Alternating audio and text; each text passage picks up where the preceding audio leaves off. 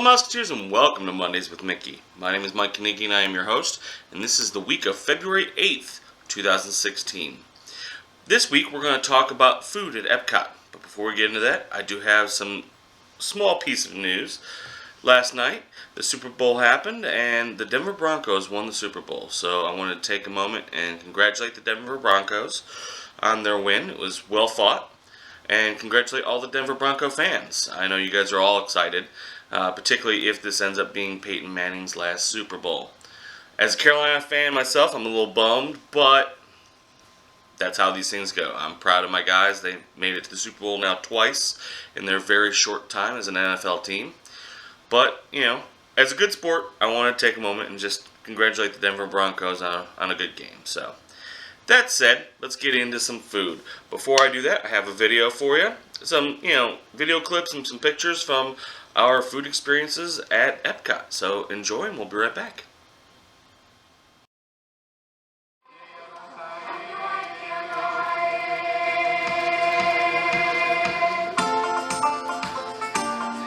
Aloha, kakahiaka. Good morning and how's it? Hey cousins, good to see you and welcome to Ohana, where we are all one family.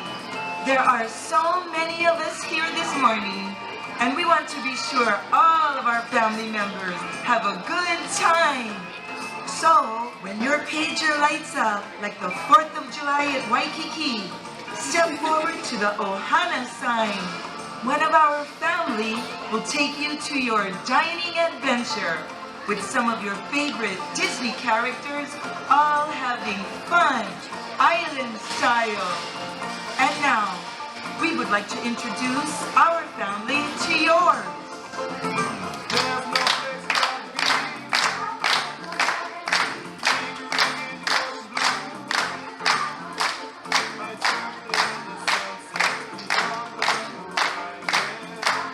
Come on, clap along. Happy birthday, Michael.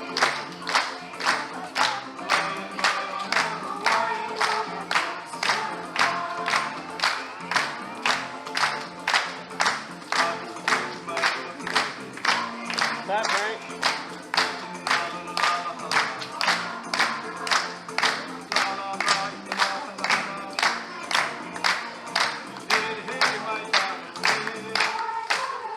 Welcome to Ohana and aloha.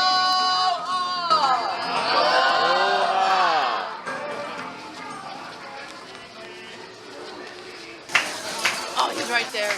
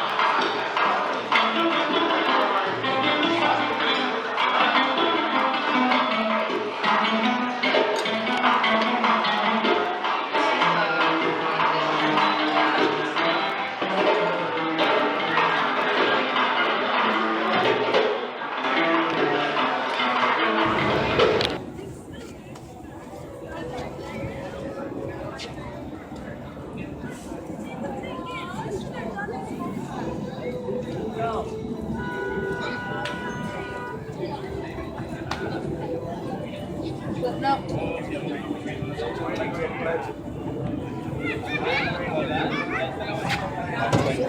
How was your ice cream? Is it tasty? Yeah. Cool.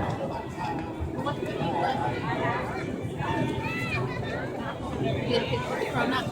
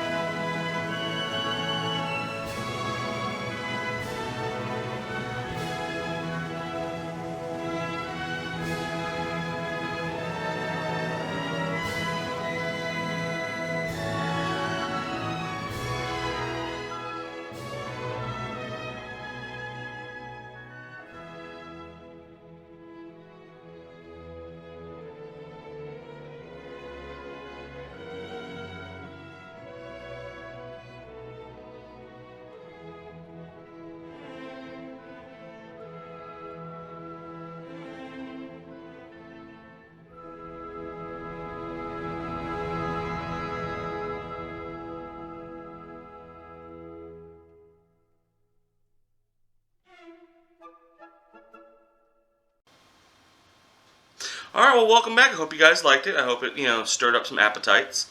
I'm going to kind of go through all of our food experiences and kind of give a little bit of what we ate, and then I'm going to give my overall impressions of the place. So I'm going to start off in Future World with the electric umbrella. This is a pretty standard quick service. What I got there was the French dip burger. It's a 1/3 pound burger topped with brisket, crispy onions, and Munster cheese. Came with fries or grapes. Now, I absolutely adore this burger. It disappeared within seconds. It was fantastic. The electric umbrella's theme kind of cool, a little quirky. It's definitely belongs in a Future World type setting. It's a standard quick service. It really is for Disney. The food is kind of at that level, but it's good. It's for a quick service, it actually was really, really good. We were tempted to eat there a second time, while we were at Epcot, but we decided to go another direction. So, electric umbrella, great value and good food. Moving on to Starbucks. This is also in Future World, and you're probably going, really? He's going to talk about Starbucks? Starbucks is Starbucks wherever you go. Okay, we got your pastry type things. They got like lemon loaf and things like that. I got a Frappuccino, the double chocolate chip Frappuccino, I believe, and my wife got her white chocolate mocha, so my daughter. It was a quick breakfast thing. Basically, we'd come in for rope drop, and we were looking for something to eat before we really got into our rides, and that filled the need fantastically. The best part about Starbucks, other than the fact that Starbucks is tasty, is the fact it is in the Fountain View restaurant location, which means you can get your food, go sit out in the patio, and watch the music-timed fountain that's behind Spaceship Earth. So, between the quality of the food, which is always fantastic, and the coffee, and the view and the entertainment of sitting there and eating it and watching it, it was a great stop for us. As a matter of fact, my wife and I were talking about going back in September, and we talked about hitting that again. We like Starbucks overall. I know there's a lot of contention about Starbucks in the Disney parks, but at least this particular location fits very, very well, and we really enjoyed it. Next thing on our list was one of our experiments, something that we wanted to try. One of the things about eating at Epcot is exploring the World Showcase and trying something new, things that you wouldn't normally eat. We decided we wanted to try out Restaurant Marrakesh in Morocco. Now, what my wife and I got, we got the Taste of Morocco, the Marrakesh Feast. It starts off with hariri. My pronunciations of these are probably going to be horrible. So, hara soup, it's Harira. It's a hara soup. It has tomatoes, eggs, lentils, and beef. And it's kind of a hearty soup. It comes with a beef bruat roll, which is thin pastry layers stuffed with minced beef and then fried, then slightly sprinkled with cinnamon over top. It comes with Marrakesh mixed grill, which is tenderloin beef shish kebab, lamb merguez sausage, marinated chicken kebab, and herb roasted potatoes. And then it finishes off the dinner with assorted Moroccan pastries. Now, that was a little more expensive than what the dining plan allows, so we did have to pay a slight difference, but it wasn't that much. I mean, really, it was unique. It was definitely a different culinary experience. There was kind of mixed reviews on, from the family on what they felt like, how they felt about their individual meals. I enjoyed it. Again, it was unique. It was different. Now, one of the things with Restaurant Marrakesh is it's a large room and they have live entertainment in the center. They have a band that plays. They have a belly dancer that goes around and dances to the music that they do. The way the seating is set up, though, if you're not seated somewhere near the center of the room, you can't see anything because the center of the room is lower where everything else kind of goes up. And so when they're if you got the belly dancer and the band there in the middle, in the center, it's not like stadium seating. It's more blocky, so you can't see anything that's going on. So we were kind of bummed. When we went there, they sat us in the farthest away section from the entertainment as possible. We were up against the back wall. On one side, it was nice because it was quiet. We were to the side. We didn't have to really worry about anybody messing with us. If our kids acted up, which our kids are extremely well behaved, but if we're some other family and the kids acted up, we wouldn't have interfered with anybody. So on that respect, it was nice. The downside is we could hear the entertainment, but we couldn't see anything. In the video you watched, I had a clip of the belly dancer. I actually had to get up and walk around to take that video. And honestly, it felt really creepy videotaping a belly dancer at Morocco. Because I had to stand away from the table. It wasn't like I was just sitting at the table watching. So, the entertainment was really good if we could see it. And it was very difficult to see. So that was one big negative for us, and especially with the price point. If we're going to pay it, we'd like to enjoy everything that the restaurant offers. So it's kind of mixed reviews. The food was good. The flavors were really fantastic. The entertainment, if you can see it, is really good. So it's very authentic. That is the biggest thing I want to throw in there. It's very authentic to Morocco.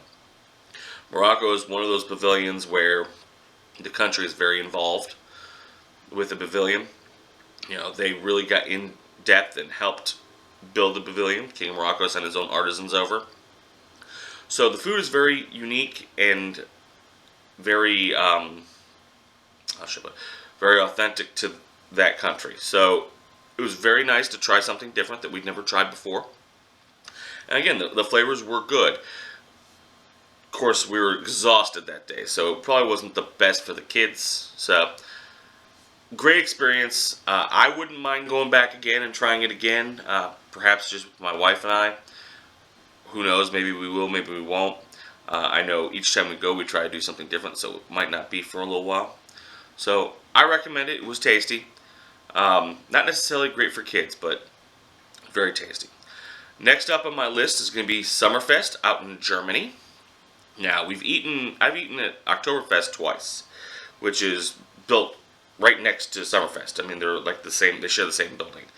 But Summerfest is their quick service, and it essentially serves hot dogs and sausages, or frankfurters and bratwurst. I'm going to talk about all the stuff we got because we kind of shared back and forth a little bit. I got bratwurst and sauerkraut on a roll. My daughter, I believe, got the frankfurter and sauerkraut on a roll. We got black forest cake, and we got apple strudel. Now, the bratwurst and kraut and the frankfurter and kraut, fantastic. They're they speak Germany 100%. They're absolutely tasty. You also got, with the dining plan, an option for a dessert, and they have two desserts. They have the black forest cake, and then they have the apple strudel. I optioned for the black forest cake. My daughter optioned for the apple strudel. And then I think my wife got either the cake or the strudel. My son got the opposite. So we had two of each, essentially. All of it was tasty. But I will say this. The apple strudel was the star of the show. It is ginormous. It was fantastic. Now, if you're going to go eat at Summerfest and you're going to go for a dessert, I highly recommend the apple strudel. And I warn you that the apple strudels, they're made by hand. So when they run out, they run out. It's not like, oh, well, let me pull some out of the freezer. These things are gigantic. They're very well made, but they're handmade, and they only have so many. So I would definitely check. If you're going to go eat at Summerfest, check, see if they've got the apple strudel. If they do, grab it. It's extremely worth it. The Black Forest cake was tasty. Don't get me wrong. I know it sounds like I'm downing the Black Forest cake. It was tasty. It was good. But the apple strudel was amazing. So I really enjoyed my bratwurst and kraut. I'm a bratwurst and kraut kind of guy. So for me, it was a great meal. For lunch, it was fantastic. Another note about Summerfest is it has very limited seating.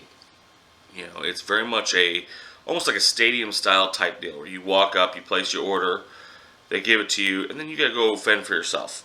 There are some tables at Summerfest, you know, they're just outside picnic type tables, but there's not many, and they fill up very, very fast. So you could find yourself walking around holding a plate. So, if you're going with a couple people, I would recommend, if you see an open table, have somebody sit at that table. And then one person go up and place the orders, or you guys go up one at a time and place the orders. Because those tables are few and far between. We got lucky. At one point, there were no tables, and we thought we were going to have to stand and eat, or try to go find some place to lean against to eat. But a table cleared, and we pounced on it. So, tables are limited. Keep that in mind when you go over to Summerfest. Food's great. It's worth it. But plan ahead. So, the final restaurant I'm going to talk about is Via Napoli over in Italy. Now, this one was one of the ones we were really looking forward to. We're really excited about. You know, everyone was telling us that is the quintessential Italian restaurant, and everyone needs to try it. You know, on YouTube vlogs, everyone's talking about how great Via Napoli is. And so we went in with kind of high expectations, to be honest with you. And I decided I wasn't going to dig up what we ate, because I have a general idea what we ate. So specific dishes I'm not going to go into, but what I will say is we all got pasta, except for my son. He got cheese pizza. And we were kind of disappointed overall. The flavors were good, but the portions were ridiculous for the prices that they were charging. Okay. I know it's hard to judge Epcot food, you know, versus your home food. You know, you take a Chinese meal at Epcot versus Chinese at home. The portions are a lot bigger at home, and it's cheaper. You know, and I get that. I said the flavors were good, but the food wasn't even remotely filling. Now, most people I talk to, when they eat at Via Napoli, they get pizza. And pizza seems to be the thing at Via Napoli. They have the big pizza ovens that are named. They're really cool themed. And that seems to be the star of Via Napoli. And we didn't try the pizza. My son did, and he loved it. He wolfed it down. He was happy. The rest of us didn't. We wanted to try pizza because we wanted to try pasta because we were in an Italian restaurant. If we go again, we'll probably try the pizza because that seems to be what everyone raves about. Again, the pastas weren't bad. The portions were really small. A couple of desserts I got tiramisu, which was fantastic. It was actually, for me, the star of my meal. The tiramisu was very tasty. My daughter got a pistachio ice cream, which was interesting. I liked it. Don't know if I'd eat the whole thing by myself, but they were good. And my wife got beignets, which is like a powdered donut kind of thing, which was really tasty. It came with like dipping sauces, like chocolate and I think caramel. It was really tasty. So the desserts were great. The food was all good. Just the portions were a little small. We were kind of bummed about it. Also, the service was lacking a little bit that night. I think they were getting overwhelmed. But, you know, things happen. All restaurants have bad nights. You know, you live and you learn. Like I said, if we return to Via Napoli, we'll probably check out the pizza. I don't know if I'd check it out for dinner again. If we did, we'd probably do like a lunch or something, because pizza doesn't really change from lunch to dinner. So, that's it. That is all of our food from Epcot. It wasn't a lot. I mean, I take that back. It's not it. We did stop over and get a snack. We got our cronuts at one of the concession stands. I think the port stand over at the far end of World Showcase. It's the first time we ever tried the cronuts, and they're extremely tasty. If you don't know what a cronut is, essentially it's a croissant shaped into the shape of a donut, fried, and then topped with cinnamon and sugar. Very tasty. A little chewier than a donut, but lots of flavor. My son got a giant ice cream cone, which you have seen that video of him licking away on the ice cream cone. A little backstory on that video is that he was just going to town on this ice cream cone, loving it, and I'm sitting there with my cell phone, pretending like I'm checking email or whatever, and I'm recording him eating this ice cream cone for a while.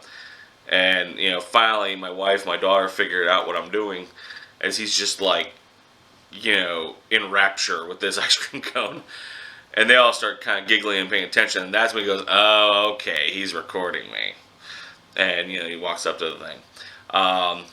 It was a cute little stop off. Again, I almost completely forgot about it, but it was tasty. I recommend the cronuts. They're very, very tasty. And that actually marks the end of our food at Epcot. Epcot is a culinary adventure, guys. If you're going to Epcot, you gotta check out food. I know a lot of people travel on budgets and they bring their own food in the parks and such, but Epcot is one of those parks that's very worth exploring and trying new things. Even if you only eat one place, definitely recommend doing it. And I recommend doing it in the World Showcase because exploring other cultures through the World Showcase, not just through the scenery and talking to people, but through what they eat, is a way to really understand them and understand who they are and how they live. Like I said, these pavilions, these individual countries represent their home countries very, very well. They're run by the nationals from those countries. They're developed, like the menus are developed by people from those countries, so it's all really authentic. So, if you really want to understand who people are, a lot of times going through their stomach is the best way to go. So, that said, that brings pretty much Epcot to a close. Next week, I'm going to do a general overview of Epcot. I'm going to talk about my top 5 things, my bottom 5 experiences, our overall feelings on Epcot. I'm going to probably have a video with just some general pictures and stuff that I haven't put anywhere else yet. And we're going to close out our trip to Walt Disney World in 2015 next week. So, thank you very much for watching. I'm going to leave you as I leave you every week. Walt said it best. I hope you never lose sight of one thing. This was all started by a mouse. Thank you very much for watching this week, and we'll see you guys next week.